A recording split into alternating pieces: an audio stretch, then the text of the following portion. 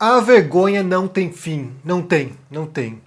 Eu sei que a situação no Brasil é calamitosa hoje, né? A economia está indo pro buraco, a inflação disparando, projetos sociais, né, como o Bolsa Família, vai acabar.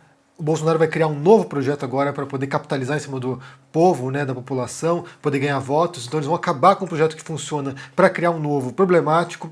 Ou seja, a situação é péssima, a gente sabe disso, mas não apenas no ambiente doméstico, né? Não apenas dentro do país, mas na relação do Brasil com os outros países, fora. Porque o Brasil conseguiu a proeza de se tornar um pária internacional. Eles conseguiram isso. De um país que era admirado, que era visto como, sabe, um dos tigres latino-americanos, né, o próximo país que ia despontar, os BRICS, né, basta pensar, né, na expectativa que havia em relação a certos países em desenvolvimento, certas economias emergentes, passou dessa promessa para esse colapso, para essa vergonha. E, em grande parte, bem, há consequências históricas para isso, né, nos últimos anos, mas também há o papel preponderante da diplomacia bolsonarista nesse momento. Porque ele apostou todas as fichas no Trump. Ele confiava no Trump, ele dizia nos corredores lá, né, quando se encontrava com o Trump, I love you, ou seja, era um baba-ovo do Trump, e ele confiava que o Trump se reelegeria. Quando o Trump não se reelege, aí o Bolsonaro fica sozinho no universo, sozinho, isolado. E daí, essa semana passada aconteceu o encontro do G20, né? São as 20 maiores economias do planeta, os 20 países mais importantes do mundo se encontram e o Brasil faz parte, mas estava lá junto, mas separado. E os relatos feitos, né, por jornalistas desse encontro mostram um Bolsonaro isolado, um Bolsonaro desprezado, um Bolsonaro ridicularizado, um Bolsonaro que se tornou uma vergonha mundial, que é aquilo que a gente imaginava que aconteceria. Já era uma vergonha antes de se eleger, a imprensa internacional já cobria o Bolsonaro com um certo desdém e horror, e quando ele se elege, o mundo inteiro põe a mão na cabeça e o que aconteceu com o Brasil? Que tragédia é essa que está acontecendo com esse país que era associado à felicidade, a um povo alegre, simpático, sabe? O que aconteceu que se tornou esse celeiro de neofascistas? E essa é a pergunta que a gente tenta responder ao longo desses últimos anos. Então, eu quero abordar um pouquinho aqui, mostrar algumas cenas para vocês, né? Cenas desse G20, porque foi horripilante, foi, assim, casos de terror.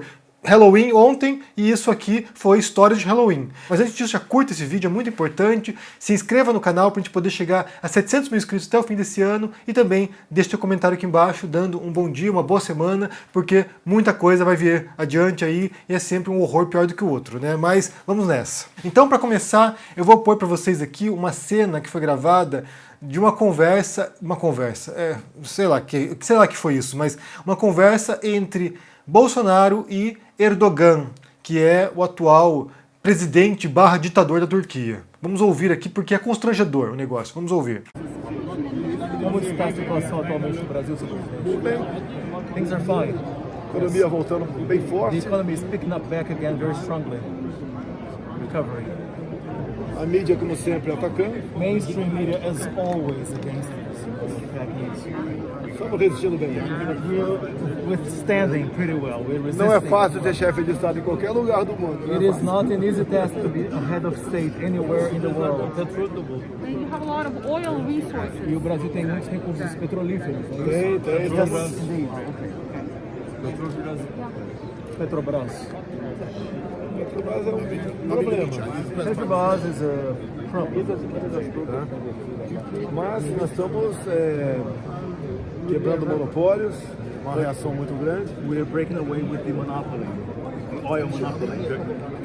Até há pouco tempo ela era uma empresa de um partido político. Up until Tiramos isso do recently, partido político. Petrobras was a company run by a political party. We changed that. Estamos When is the elections? Quando serão as eleições, presidente? daqui 11 meses. 11 months from now, next year. So it means that you have a lot of things to do in the upcoming Significa, elections. portanto, que o senhor tem muito a fazer, então, por ocasião das Tem. próximas eleições, presidente. Estou bem, tenho um apoio popular muito I'm grande. doing pretty well, by the way. I have tremendous popular support.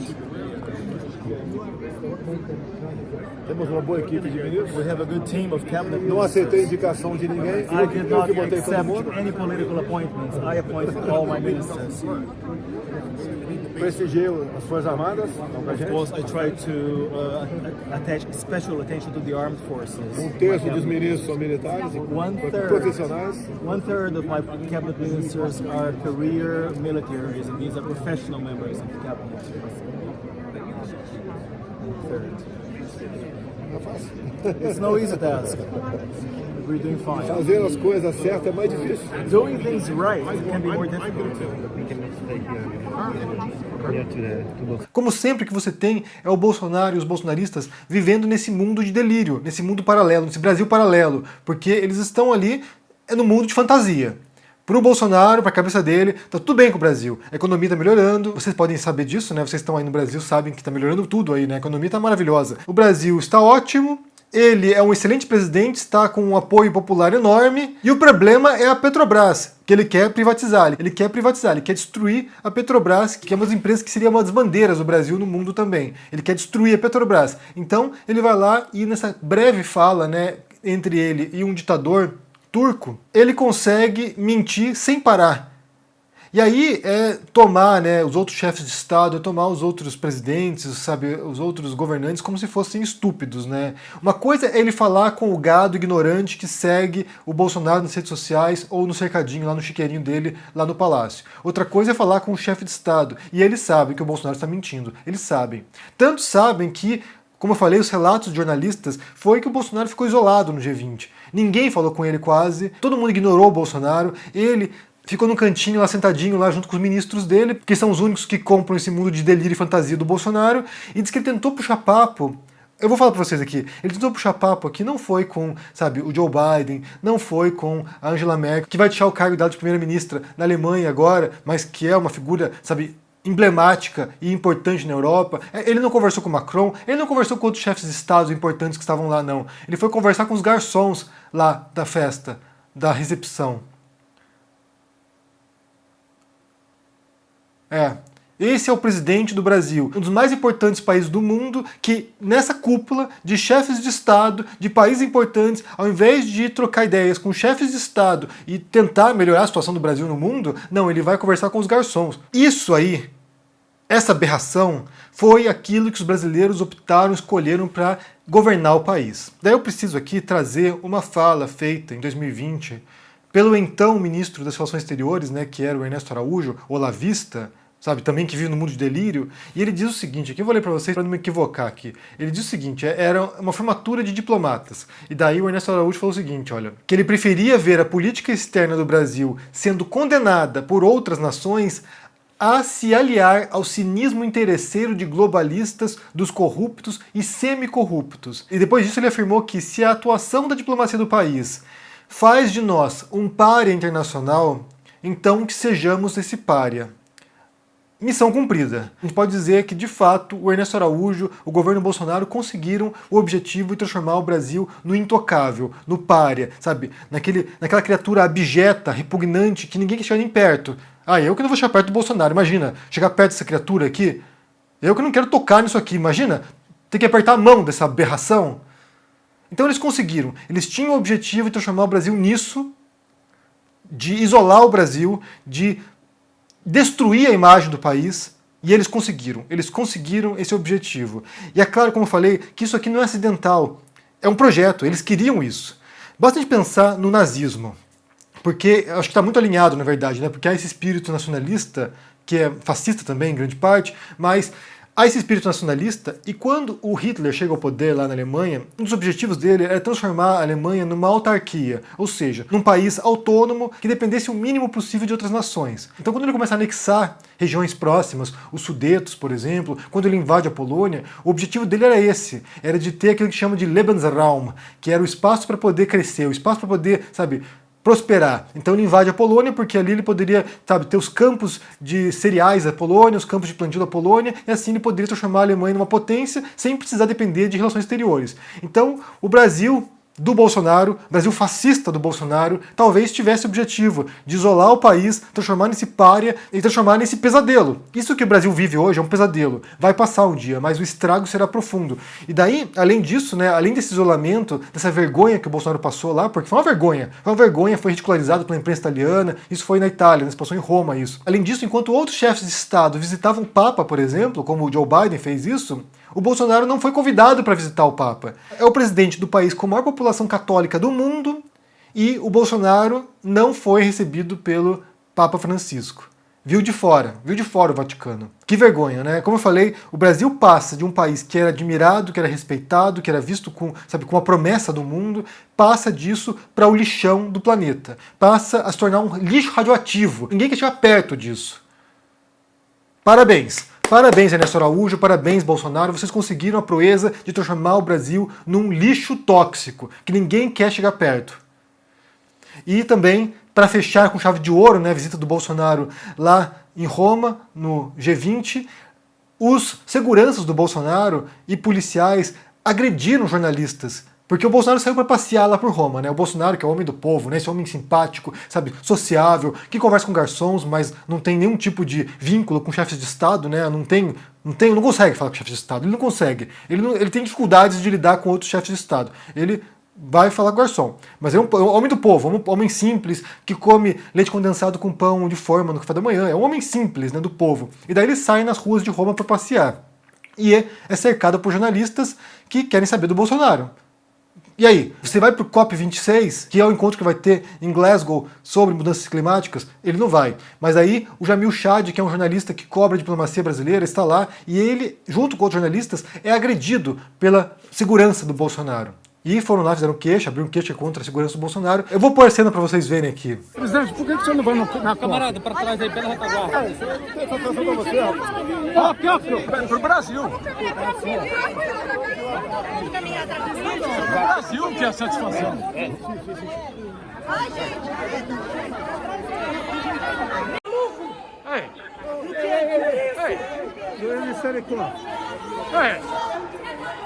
Ei, tá louco?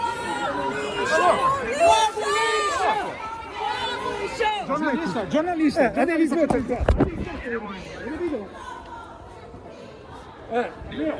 Isso é Colosseu.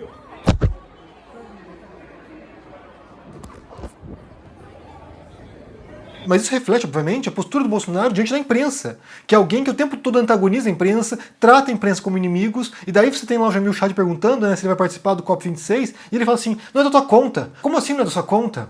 Ele é o presidente da República, ele é o presidente do Brasil, ele é alguém que representa o Brasil no mundo. Esse COP26 vai ter lideranças do mundo inteiro para poder discutir a questão ambiental, climática. Como assim isso não é interesse nosso? Como assim? Porque isso aqui, gente, isso aqui, além da diplomacia, que é uma cagada do Bolsonaro, né, alguém que está destruindo a diplomacia brasileira, além da diplomacia, isso aqui tem a ver com a economia do Brasil. Porque esses países que vão se encontrar agora nesse encontro para decisões climáticas, eles vão possivelmente também estabelecer sanções para países que não respeitarem metas de emissão de carbono, por exemplo. Então isso vai impactar nas empresas brasileiras. Se o Brasil não adota as medidas que forem decididas, ou que forem planejadas, ou que forem acordadas, se não adota isso, será penalizado por outros países também. Então é claro que é do interesse do brasileiro saber se ele vai participar ou não, ou por que ele não vai participar. Mas é um ser tão tosco, tão repugnante, tão ignorante, tão grotesco, que tem a meta de destruição do país. Não me parece que há qualquer interesse de salvar os brasileiros da morte, no caso da pandemia, de salvar a economia brasileira, no caso agora da crise econômica, de salvar o Brasil da crise política, porque um último detalhe que eu vou mencionar também, só para encerrar esse vídeo, porque simplesmente eu li isso aqui e não acreditei. A Câmara dos Deputados agora, através do Arthur Lira, está pensando num projeto para a criação do posto de senador vitalício. O que é isso? Que merda é essa? O senador vitalício seria um cargo concedido a ex-presidentes, ou seja, o presidente sai do cargo de presidente e se torna um senador vitalício. Ele não tem poder de voto no Senado, mas é um cargo simbólico para quê? Para Para que você acha que serve isso aqui? Para blindar o presidente de possíveis investigações ou processos depois de deixar o mandato. Então há um objetivo agora de blindar o Bolsonaro, de blindar essa monstruosidade, esse genocida, após ele deixar o cargo de presidente, porque ele não vai se reeleger, a gente torce para que ele não se reeleja. Depois de ele deixar o cargo de presidente, querem blindar o Bolsonaro para que ele não seja punido, para que ele não seja preso depois. Então, há uma destruição da diplomacia brasileira, uma destruição da economia brasileira, uma destruição da política brasileira, uma destruição da moral do brasileiro, uma destruição da dignidade do brasileiro. O Bolsonaro conseguiu enterrar o Brasil na mais funda das covas e está com a pá agora jogando terra em cima. É lamentável, é deprimente e, sinceramente, isso aqui é vergonhoso e, como brasileiro, sabe, como eu falei já em outras circunstâncias, antes a gente tinha orgulho de dizer que era brasileiro no exterior, né, de falar assim, sou brasileiro, o pessoal adorava, né, e hoje a gente fala que é brasileiro, o pessoal olha com uma cara meio de pena, meio de nojo, tipo, né, olha só. Bem, me diga o que vocês pensam no comentário aqui embaixo sobre essas cenas grotescas e pavorosas e repugnantes do Bolsonaro no G20. Me diga o que vocês pensam.